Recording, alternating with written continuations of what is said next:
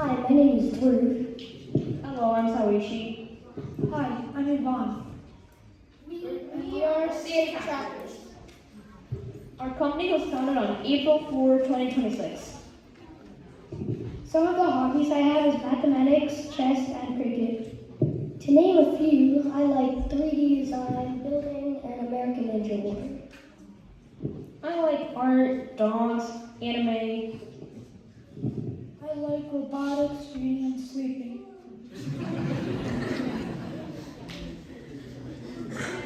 Together, us founders combine creativity, interest in technology, and problem solving to bring the SafeTrackers Up vision forward. Project management fundamentals. We created our project for schools, offices, buildings, and anyone else needing a safe, improved, and advanced safe attendance monitoring app. Why we created our project is to prevent unfairness, cheating, or any other forms that could happen in manually entering attendance data. As you see, our system architectural diagram is made of three simple components. You have the gateway display, then you have the device, and lastly the fingerprint sensor. So the gateway display hosts an access point in a web server, which then the device will connect to the access point and go to a specific IP to access the web server. Then the fingerprint sensor, the most important part, will be scanning for any fingerprints. Once he detects one, it's going to see whether it's in the system or not in the system. If it's in the system, it's going to say who it is and what time he scanned their finger. If it's not in the system, it's going to say unknown and what time that person scanned their finger. And so keep on happening until the system is shut down or suspended. How I contributed to this project. I worked a bit on the fingerprint sensor, and before we had a speaker, and I also worked on that a bit. Also, I used Gemini as my coding assistant to help me in making this project.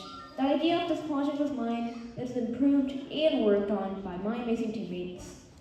Lastly, I worked a lot on the display when we first started making it. How I contributed to this project was by working on the fingerprint sensor and UI software development. I was also working on creating sounds for the speaker, but then I stopped that.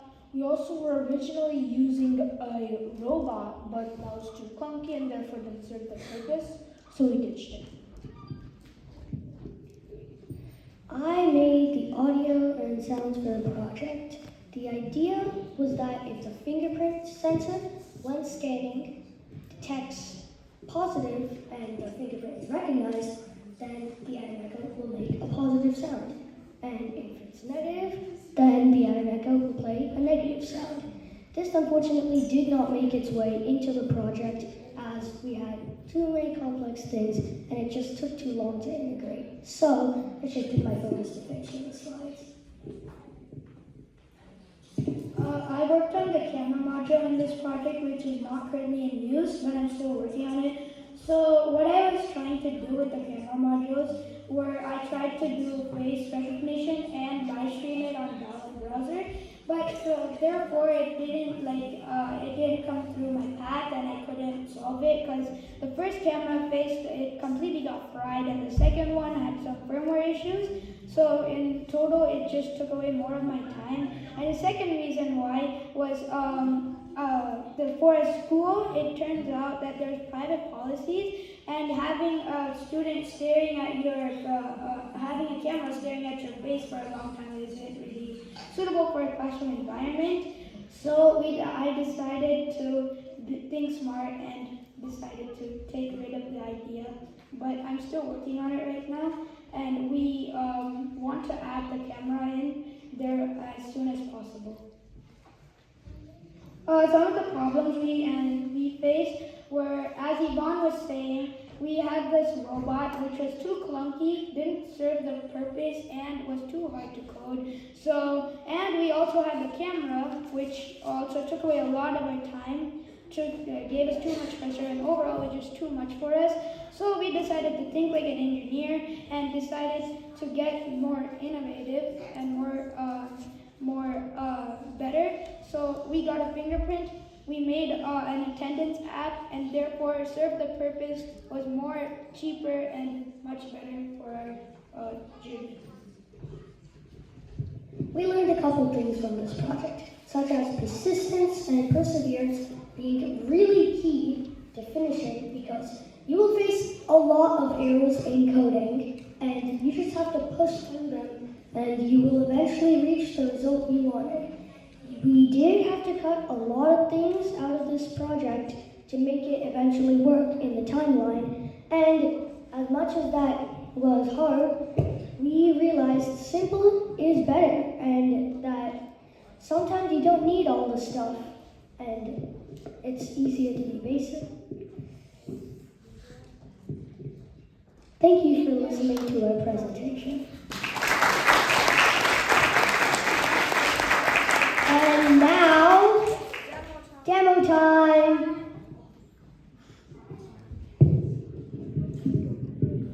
And my teammate Saishi is going to pass to you judges the fingerprint sensor and the whole setup, because we want you guys to be a part of this demonstration. So we are going to have you guys test out this product with it on the screen to show the entire audience how it works.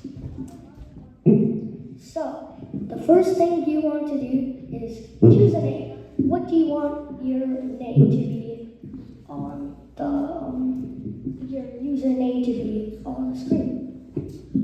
We will do Ivan. You will use the name Ivan? Alright. Yes, Ivan. We already have a username. Oh, you want me to pick a different name? Yeah. Do you? I will use Anyway. my name, Chris. Alright, Chris.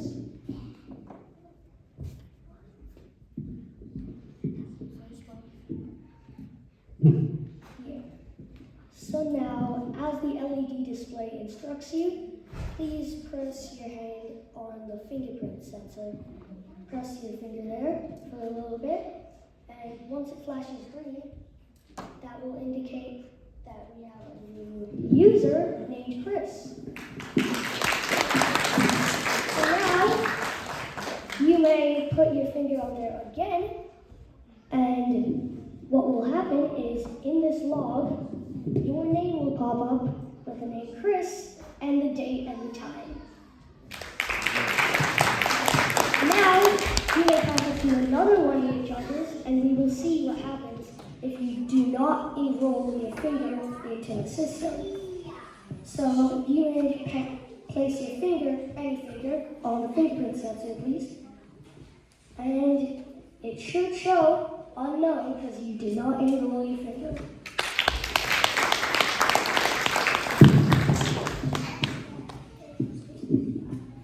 Any questions?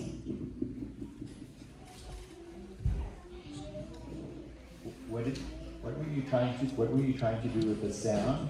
Can you explain that a bit? So I was trying to make the sound indicate further whether the fingerprint was detected or not, and it would just be a little something extra to make it feel more like it was detected or not, and make it all make more sense. Okay, thank you.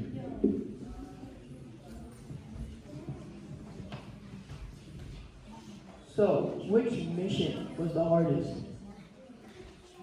Which mission?